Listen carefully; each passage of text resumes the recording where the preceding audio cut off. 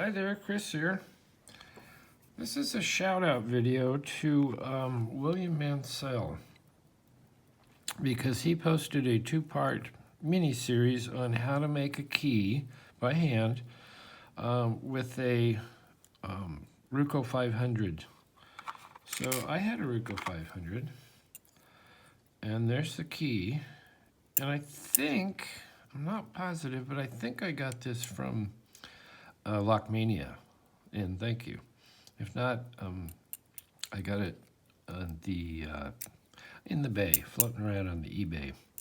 Anyway, so what he did was use this Lishi key cutter, which I had, and I'd never used it. I was a little intimidated. I didn't really know how to do all that.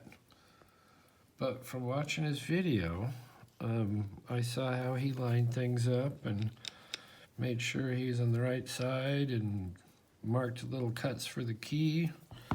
And I started with a just a YE1 or Y1. Well, in Curtis it says Y15, but it's a YE1 keyway and blank. And so you should go and check his video. It's a two-part series. And he just posted it today. So you should go and check it out if you'd like to learn how to do this. I learned how to do it. It took me about 2 hours. Of course, I spent some time on the floor, and I did munch one spring when I was testing things without the clips on the back, and only had one pin in it, but I was testing it one pin at a time. But, I mean, that stuff happens all the time. So I used this Lishi cutter, and then I used this tip-in file, which is a very cool file. Read expensive, but it has a rounded profile and it gets bigger, and it has a short thing for cutting in, and this is for widening the cut. And so anyway, so I use these two things. I did end up cutting one cut on here, just a tick deep, but not too deep.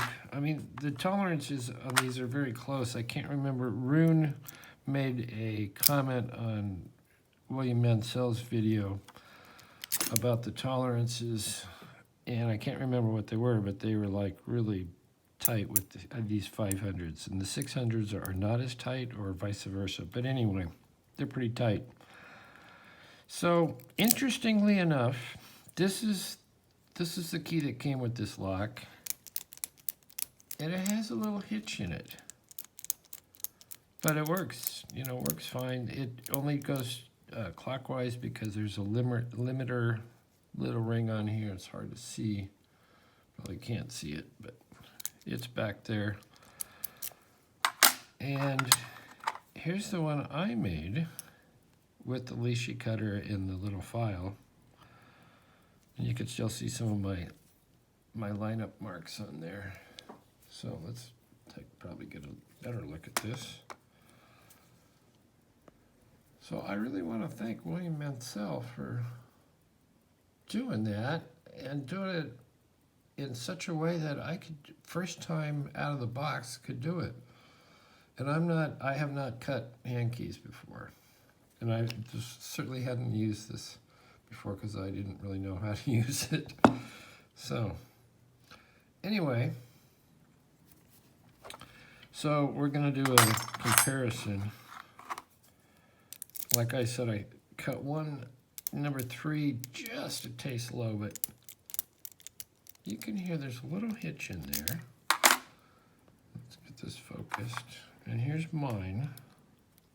And mine goes in and out, he said. Well, it did. There we go.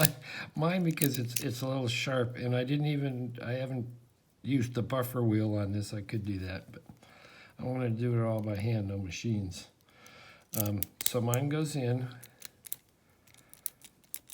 And mine just has that same little hitch, but works fine.